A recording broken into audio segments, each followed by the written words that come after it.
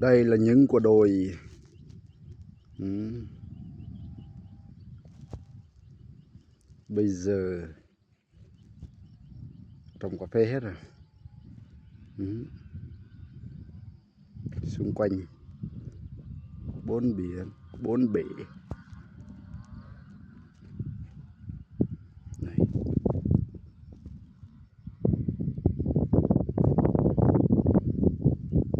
Ừ. 4 phương tứ hướng à. Này. 4 phương tứ hướng. Ừ. Rất là xa.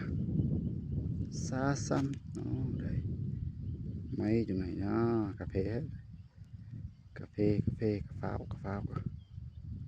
Ừ. Trên này.